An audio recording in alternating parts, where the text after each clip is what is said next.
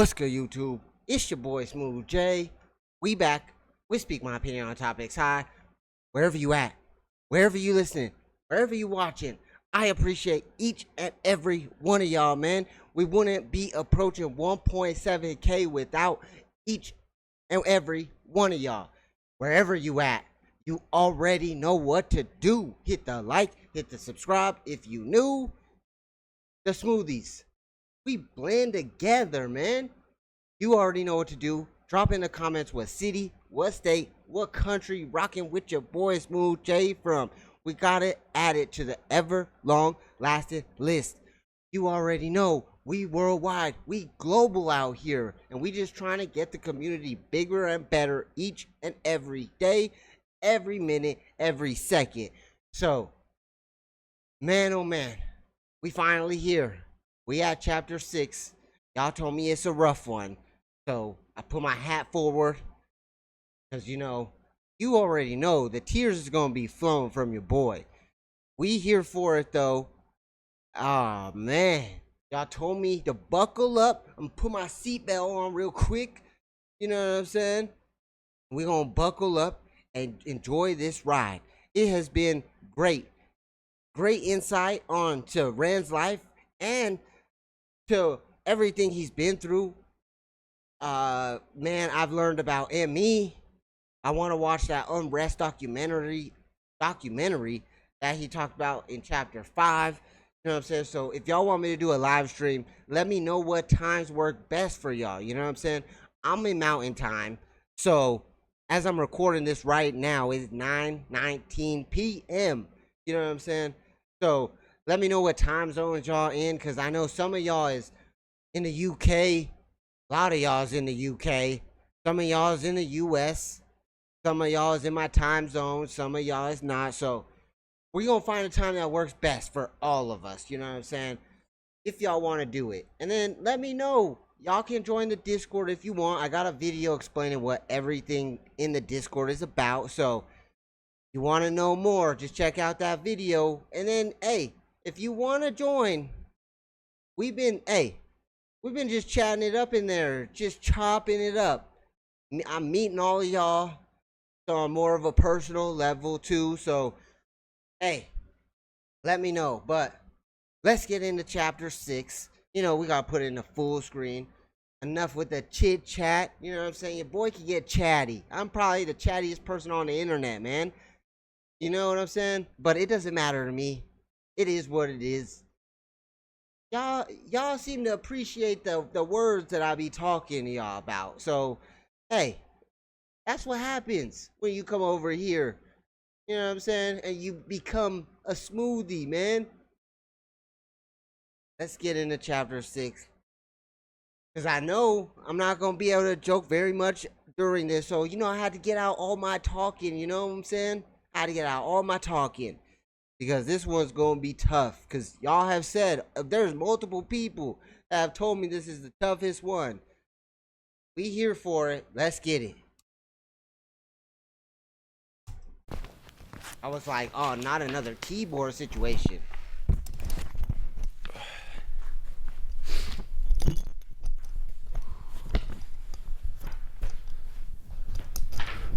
I'm going to try and hold it together throughout this one. Alright, see, hey, before I started, I was gonna even say, like, him walking up and sitting down and kind of looking around, you could tell this one was gonna be a tough one. And so he even said, I'm gonna try to hold it together. Oh boy, here we go.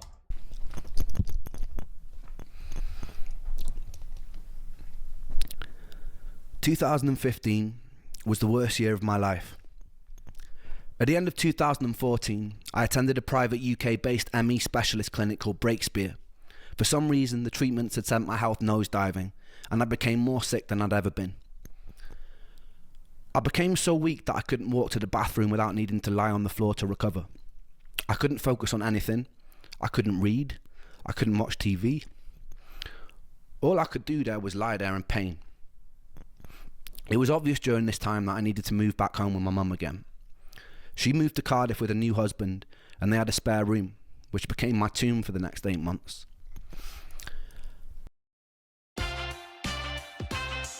I thought you worked in his house. Nope. Cantina chicken burrito. You know what? Let me get something to wash that down with. I got you.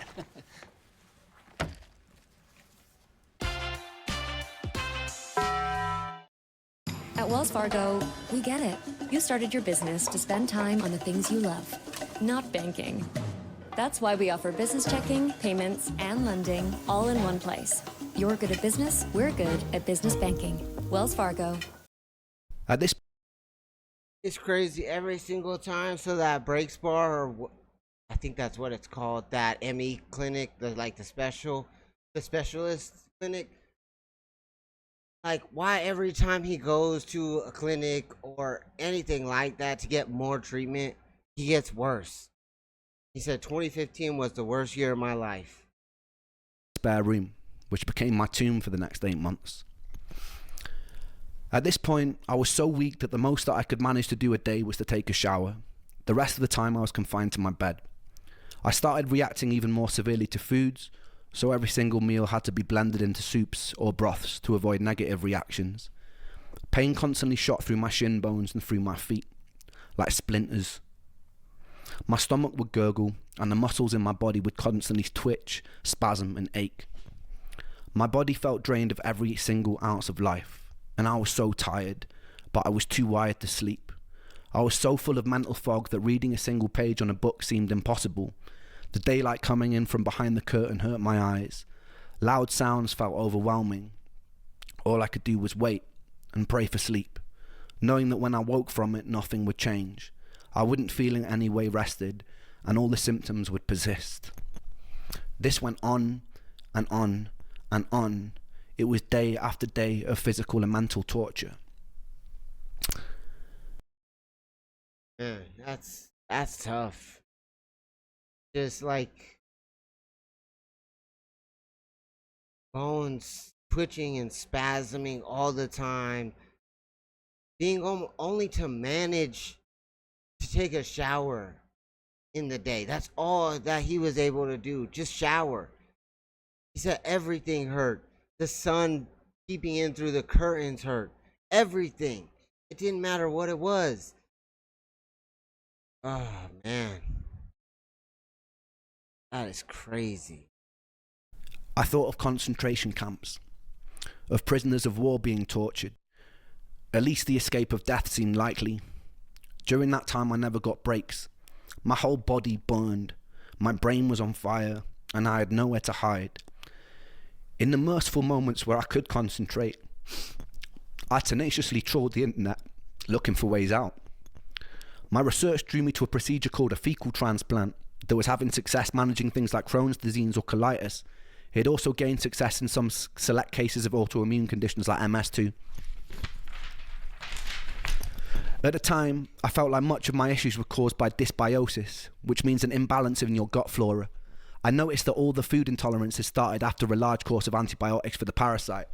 I wondered if the parasite had wreaked havoc on my microbiome before I nuked it with antibiotics that worsened it further. Fecal transplants can introduce a whole host of probiotic bacteria into your gut, and it can re-establish a healthy homeostasis. In normal person speak, I wanted to pay to put another person's poop in my butthole.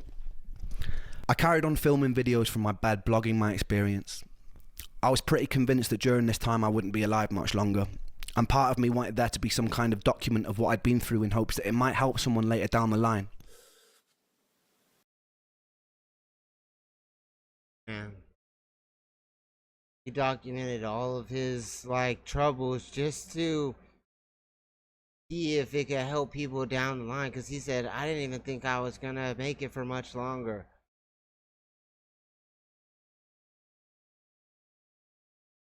That is crazy. And if this illness does kill me, then I want this video. I want somebody who can take notice of this video and do something with it.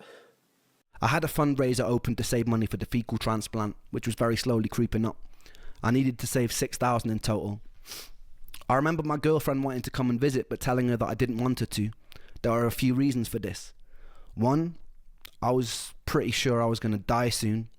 The day before Joe died, I'd been sat with him at a pub, catching up, playing pool, cracking jokes. I'd often wondered if I'd have been hit less hard by his death if I'd been away at university when it happened. For my girlfriend's sake, I wanted her to have distance from me.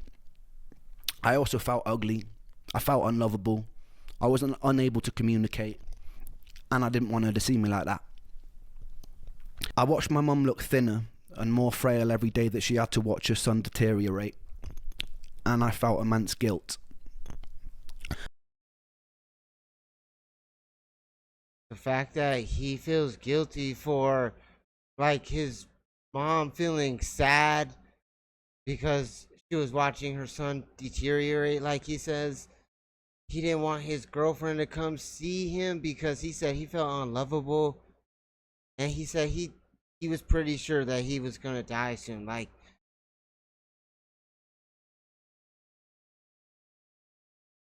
absolutely, just what a pain. What a pain to deal with every single day of your life. Just being sick, not being able to get out of bed, just to do just normal, regular things, eat regular food. It's insane to me. My mum would often walk in and find me either crying on the bathroom or kitchen floor, having no energy to get back into bed. She'd often sit with me and massage my feet, which always hurt, and she'd hum melodies to me like she would do when I was a little boy. During this whole time, I hadn't picked up my guitar. I barely had any sunlight touch my skin, and I lost a lot of weight. I was about 130 pounds at my lowest, about 8 or 9 stone, which for someone who is 6'1" is very skinny. My average weight is usually about 168 pounds, 12 stone. Every day the same thing. I'd wake up in pain, eat a meal of blended vegetables and chicken, lie with my eyes closed for hours while the world seemed to spin erratically, and I'd often cry as the bones of my legs felt like they wanted to grow out and burst out of my skin. Despite this, what I didn't know is things were about to get a lot worse. How? I don't even understand how it can get worse. How can just what he's dealing with, everything. He said his bones felt like they were just gonna burst out of his skin. I did not know about this. And it's just it's so sad that he was not able to get the help that he deserved, the help he needed, the treatment that he needed.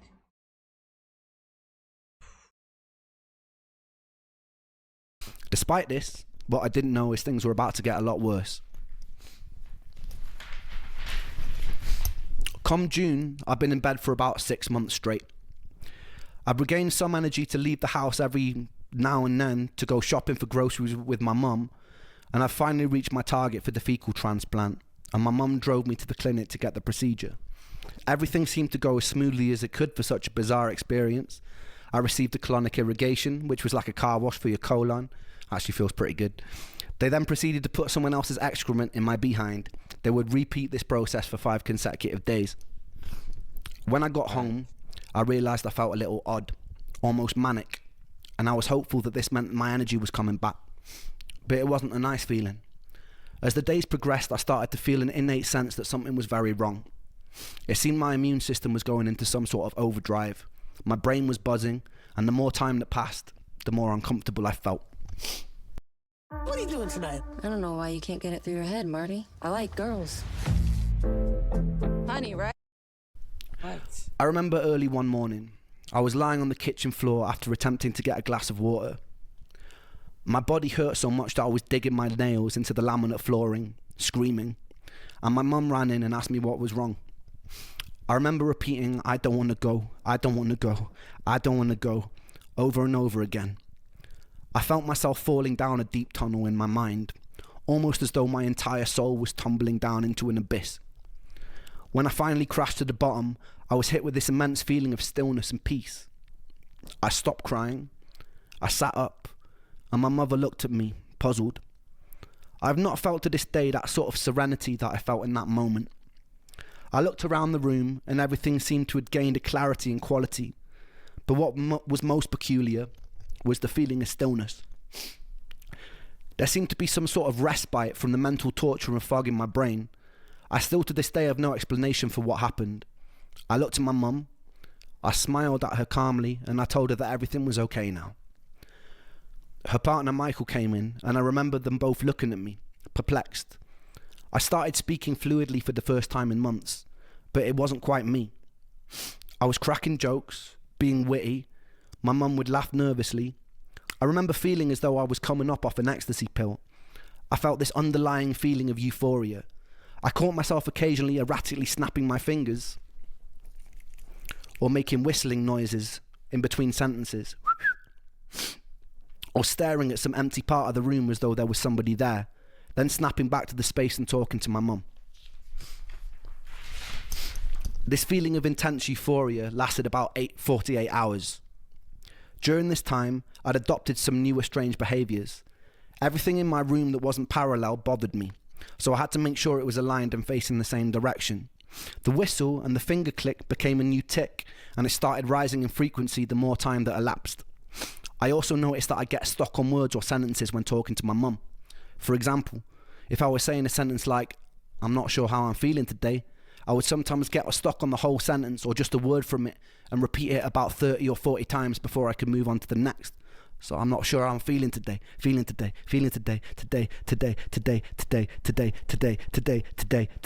over and over. I can't really explain why, but it's like saying it carved out a safe space for me. After about 2 days, that feeling of peace and euphoria was swapped out for a feeling of immense dread and doom. I felt fear fill my body, unlike any fear that I've ever felt. I'd often wake up in the early hours of the morning screaming at the top of my lungs, a torturous scream that would fill the whole house, a scream like my legs were being sawn off. I felt pure terror. My mum would run in and try and calm me down. Sometimes I'd be thrashing, hitting the mattress, pounding the walls. It usually ended up in me exhausting myself and her stroking my head in her lap as I sobbed and repeated the same words over and over again. Everything in these moments terrified me. The compulsion to make everything parallel became a necessity. Whenever I was in the kitchen or car and the dials were facing the wrong way, it taunted me. My mum started taking me to a weekly talk therapist in hopes it would stop me from killing myself. I did catch myself researching the most painless ways to do it. I often daydreamed about death, and it made me feel at peace. That is crushing. Daydreaming about death? Like, you know how much pain that you have to be in to literally just want to do that and daydream about it and just find more like painless ways to do it every single day. He said he had to stop himself from doing it.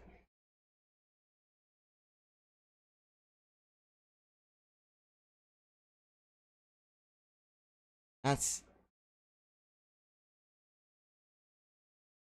like, I've never, until Ren, I never even knew this was like a thing, but I'm learning so much more about it, and it's just, it's crushing. Like, no one should have to deal with that at all. Like, just only eating blended vegetables and chicken every single day, lying in bed for hours, just only being able to get up to shower. The light hurt. Everything just hurt.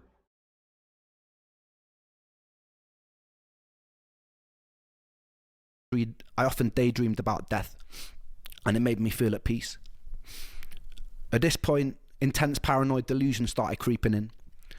I wondered if what was happening to me was demonic. I don't remember how I got there, but I remember one time speaking on the landline to someone who claimed to be an expert in dark magic. He told me that being around my mum was bad for me. He told me that she was bad.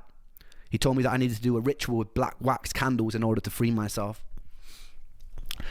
I remember ordering black candles from eBay, and when they arrived I had a change of heart, and I decided against doing this dark magic ritual.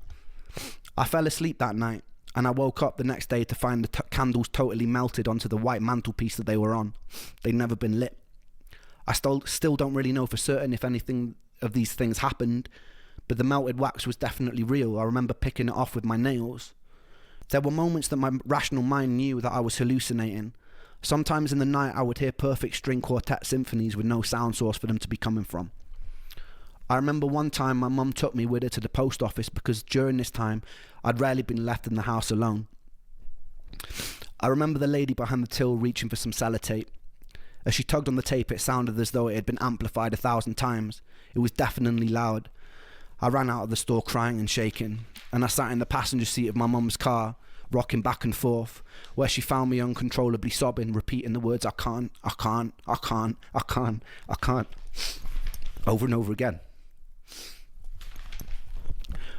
My paranoia grew. I boomeranged between thinking I may have been latched onto by some demonic entity, and I became suspicious of even my own family, to thinking I might be part of some sort of twisted experiment, where a group of observers were seeing how far they could push me before I snapped and shattered. My irrational mind concluded that if I start behaving in unexpected ways, I might confuse the people conducting this experiment, and they'd shut it down. I'd sit in my own bed manically grinning in response to the jolt of pain in my legs. I'd say things to Mum and Michael which made no sense at all. This all seemed to be leading up to a very unusual day. I can't quite recall the details of how it happened because it was quite tricky to tell what was reality and what was not.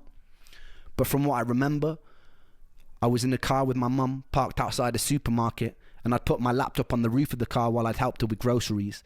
I'd forgotten it was there and she drove off. It wasn't until about an hour later I noticed and I started panicking. My laptop had on it hundreds of songs from my time in Brighton. It was all I had really to show for my life. I was already in such an emotionally fragile space that losing that felt like some sick, torturous joke. We drove back and searched every place it could be with no luck. As we were driving home, my mum pulled up at a junction and something in me snapped. I got out of the car and I ran away from it. I convinced myself this was still part of the experiment, because what else could explain that sort of luck? Once I got far enough away, I proceeded to strip off all my clothes, and I lay in the middle of a road staring up at the sky, laughing in hysterics.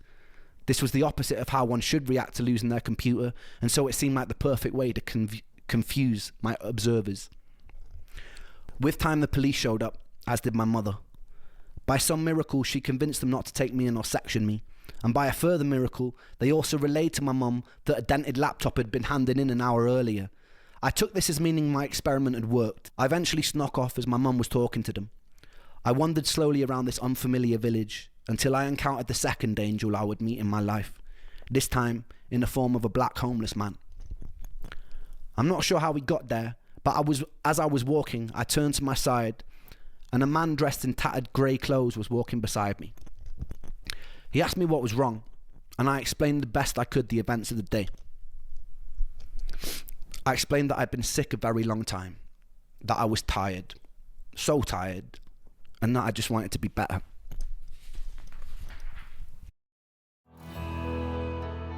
You've worked hard to get to where you are, and there's still a lot you want to accomplish. Whether you're looking to advance your career or launch a new one, DeVry can help give direction to your dreams. You work toward your goals. DeVry works for you.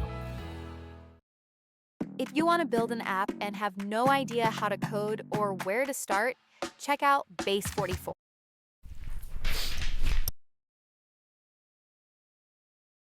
He has been through so much in his life that it's just like, I don't understand. He is the ultimate fighter. The fighter among fighters among fighters. The truest inspiration to everyone all around the world. It is truly incredible that he has went through all of this. All of it, from losing his friend, his grandmother, to just every single thing that has happened to him. Him being sick. Him just...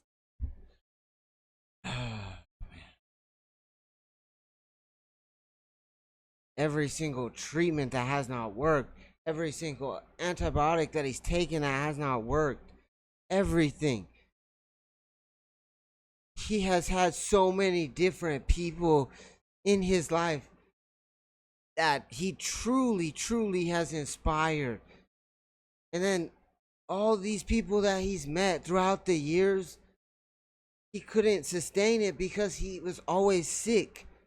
Couldn't get his first record like deal because he was sick. Like just everything.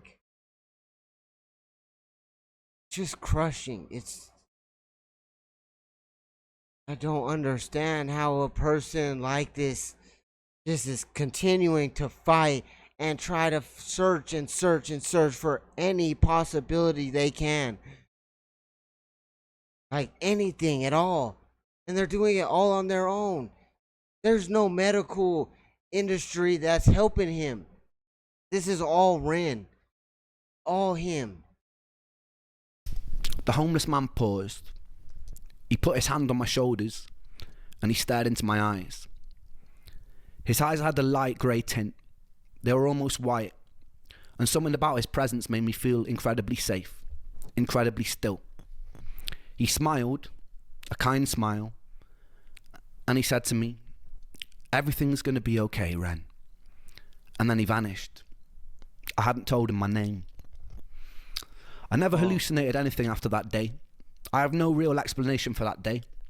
I chalk it down to a psychotic episode or stress-induced hallucination, but the events which follow put a lot of questions in my mind. What he said to me was very simple, but also very needed. I realise a lot of people might hear these stories and just presume I'm a bit mad, a bit weird, like I do when people tell me their ghost stories. All I can do is tell you my experience and let you derive. That's incredible. Incredible. All that man had to say is, hey, everything's gonna be okay, Ren. That's all this man had to say to him. And he says all the hallucinations stopped after that. He said he doesn't know how to explain it, but he said he hadn't even told him his name. He said that's what he needed, though. He needed that, like, just continuous push to just remember that, hey, you're gonna be okay. Keep fighting. Just keep fighting.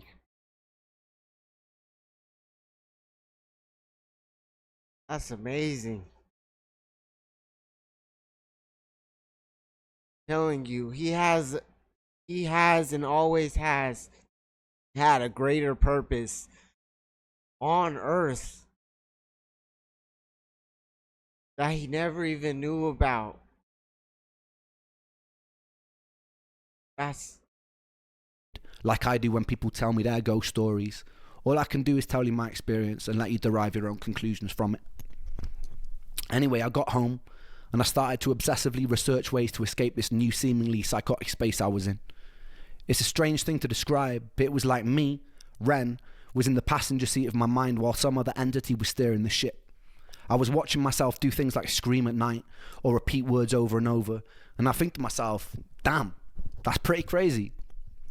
But I wouldn't be able to do anything about it. Every now and then I had moments of lucidity where I was more in control. I was doing things like stimming. I had night terrors, vocal tics, I'd stutter and I'd stammer. And for me, a lot of that lined up with some sort of transitory or stress-induced autism. I'd known a family with an autistic teenager and some of the behaviour seemed to line up, which led me to a new pathway of online research. I came across this support group for a subset of children with autism called PANDAS, P-A-N-D-A-S. It was believed that these kids had the neurological infection of the Streptococcus bacteria that was causing these autistic-like behaviours. I was presenting with some similar behaviours. These kids would do long courses of antibiotics and their symptoms would diminish or disappear, and they'd be seemingly normal children again. I speculated that the fecal transplant introduced a whole host of new bacteria into my gut, but that I didn't have the immune regulation to be able to control it, and it had sent my entire system into some sort of inflammation overdrive.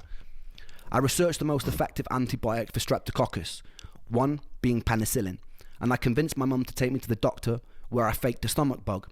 I lied to him, and I said I'd had similar things in the past, and the penicillin cleared it right up. He reluctantly prescribed me a 2-week course of antibiotics because I was so persistent. I got home and I started the course. Initially I felt fucking awful, somehow even more tired than usual, and then towards the end of the course I noticed a definite shift in my energy and comfort. By the end of the course, my psychotic behaviours had disappeared and my energy felt a lot better. I stayed indefinitely on various herbal antibiotic supplements like oregano oil at this time, having learned that this was also active against certain pathogenic bacteria. Keep in mind also, I'm just going off script right now, keep in mind if I'd have followed the advice of most of the doctors that I'd seen at the time who were talking to me about my psychotic behaviours, I would have probably been put into a mental facility and medicated with medication that I didn't need, and would have probably gotten a lot worse. That's so true. That's so true. Like, he would have kept talking to doctors and stuff, like just regular doctors. They definitely would have put him in a mental facility and gave him medications that would have absolutely torn him up and made him so much worse. That's why I don't understand. That's all they do.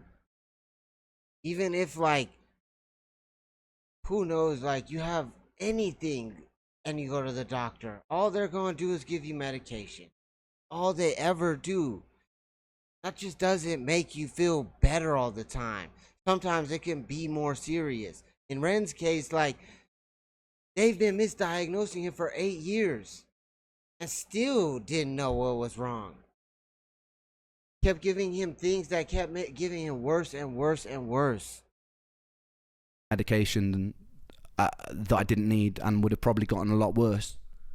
So it was very lucky that I took like, no one tells you that antibiotics can treat psychosis, and these antibiotics did actually treat my psychosis.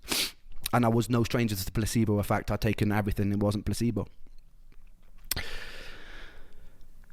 It didn't matter. After about a week, I'd finished the course, and some of my more familiar symptoms like fatigue and pain started creeping back again. But that didn't matter, because what this whole experience had taught me was that the origin of my sickness was in fact bacterial, and it was pathogenic. The biggest thing it taught me was I could actually do something about it. I was no stranger to the placebo effect after years of trialing different drugs and supplements. This wasn't placebo. I took to the internet again and found a world-renowned specialist over in Brussels who was also leading a lot of the cutting-edge research for ME.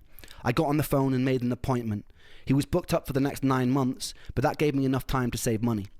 The antibiotics and new herbs I was taking had also given me a new lease of life, and the hope for a cure made me more determined than ever.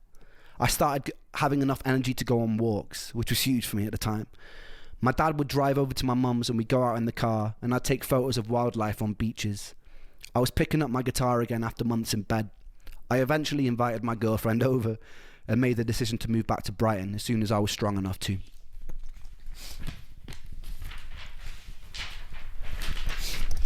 It was around this time that I started working on the album Freckled Angels. I knew that the future tests weren't going to be cheap. I pulled together some old tracks from the days I was working with Sony, and I got hold of Eric and asked his permission to release them, which he graciously granted, so thank you, Eric. I then pulled together... It's amazing, though. Tears of happiness, because, man, after years and years and months, man, he finally got to go on walks. He got to go to beaches and forests, take pictures. Like, he got to pick up his guitar again. Like, amazing. And that's all because of him. That's all because of Ren. No one else. That man is truly a fighter of fighters. Like, there's no other way that he would be able to do it than his determination. All determination. Like, the fact that it had been that long and he had went to see so many specialists, so many people, and he figured out that 2-week dose of penicillin was actually treating something bacterial, and it was pathogenic. He said that changed everything, because then he said that gave me a whole new lease on life. He said I could do something about this. I can actually start feeling a little bit better, looking for some sort of cure. Dude, the fact that he can now start to do what he wants to do is amazing. Just truly amazing. Some newer material and compiled my first ever album from my bedroom. In those days, I had no real way of promoting myself and no energy to do shows, so it was mostly to be listened to by my friends and family. I named the album Freckled Angels after Joe. Joe was covered head to toe in freckles, and it seemed fitting to dedicate this work to one of the coolest and funniest people I ever knew.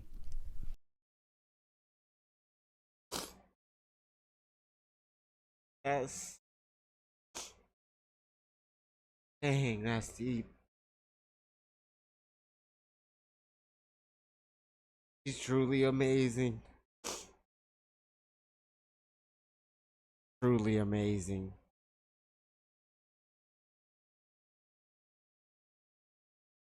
It is fitting to just dedicate it to Joe, because without Joe passing, Ren is not where he is today, man. He's just truly not. That's basically what has started all of it. Seeing Joe's death literally woke him up out of everything. For him to do all the research, him to be so determined, him to just not want to go out like that anymore, because he was going to do the same type of thing. But it gave him the strength and the courage to keep fighting, keep researching.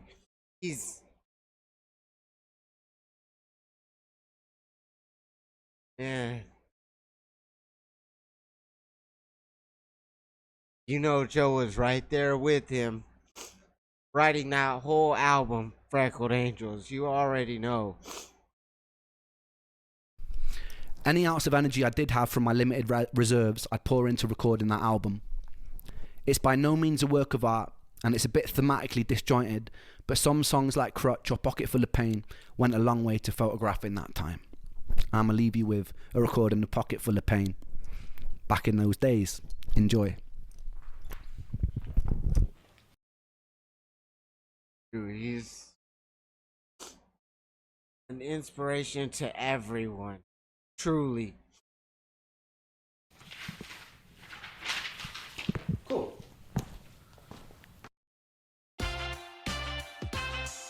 Cantina chicken bowl with that slow roasted chicken. So what are two dudes doing?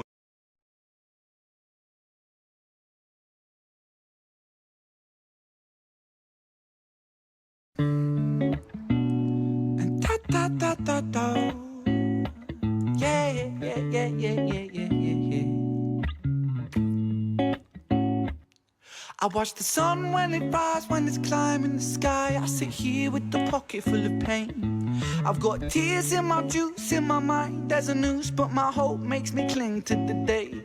I wanna run with the sun and the moon and the stars till I'm running faster than my pain. I wish I could breathe out this fear, this doubt, send it into the Milky Way. I got my finger on the trigger of a Magnum 44, but survival instinct won't let me bleed. I wanna put a bullet straight in my cerebral tissues place, but my index finger won't let me squeeze. I wanna skate down my vein with the blade. Man. This song is just gonna be just real Ren. I got a 44 cal just pointed at my cerebral.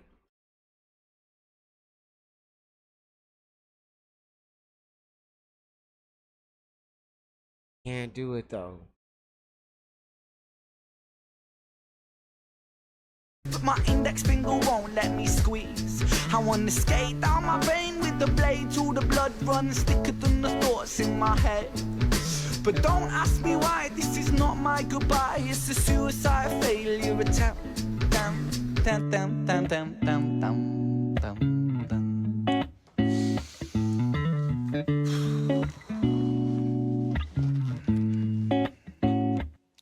I choose life, I choose life, I choose living. Put the bottles and the pills down. I stand up, I breathe with precision. Calm washes over me like a break in the storm. I close my eyes for a minute, then my troubles transform. And I travel deep into the corners of my mind. I remember the first time I felt hopeless. I think I was 5, cause at the hands of this bully, the lessons that I learned is that this world is not so beautiful. Sometimes it can be burnt by the fires of evil that are living inside the common people just like you and like I. We'll all strive to survive, and we all climb to the top over our brothers and sisters, whether we mean to or not. And we get lost in the tide of insecurities and power-seeking fooleries, but happiness don't live inside no jewelleries.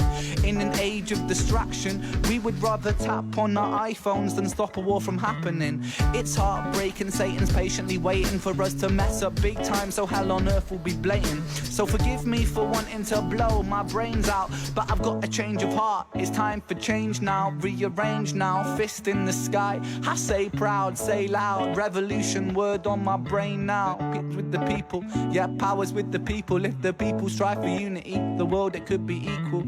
You could be the start of the beginning, a dawn of no stress, no troubles, no sinning, just living. So overthrow evil and greed, put aside your distractions, welcome change with me, welcome change with me, welcome change with me, welcome change, welcome change, welcome change with me, welcome change with me, now welcome change with me, now welcome change, welcome change, welcome change with me.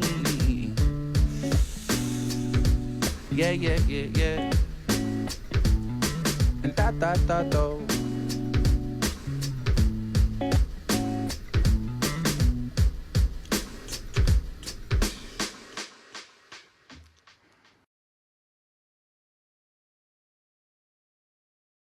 He's truly just incredible, man. Like he says, man, changing. He said, I might have wanted to be like that before. Putting the 44 caliber up to my head. Might have wanted to do that before, but he said, I want to change. Because he's ending up, he found like his saving grace. He found something that truly can save his life, truly can make him feel better each day, give him his energy back, give him his passion back. Let him inspire the world. Let him do what he was created to do. That is just be an inspiration to millions, and I mean millions of people all around. His words are special. They are real. They are truthful. He's speaking from experience. Oh man. Y'all was right. This one was deep. This one was emotional. This one might have been the hardest one so far. I hope you guys enjoyed these. I hope you guys enjoy them. This was chapter 6, Ren. We'll have chapter 7 coming out tomorrow, and then we'll finish off with chapter 8. I know y'all said to react to troubles after chapter 8, so we might do that. If y'all want, let me know in the comments. We can do chapter 8, and then we can do troubles. And I heard that you guys are gonna want me to do both the versions, so we can just do it all in one video if you guys want. It's gonna be a longer video, but hey, if y'all want me to do it, I'll do it. Anything for y'all. It's all love out there. Hope y'all enjoyed this one, because man, just getting to know Ren's life and seeing where it has started and seeing where it's going, it just makes me happy. It makes me cry tears of joy for Ren, and just seeing him be able to work towards a cure, work towards not being so sick all the time, just truly amazing. So you already know, it's your boy Smooth J. It's Speak My Opinion on Topics High. We trying to get to 2K, so you already know what to do. Hit the like, hit the subscribe if you new. And you already know, until next time, the Smoothies, we out. Peace.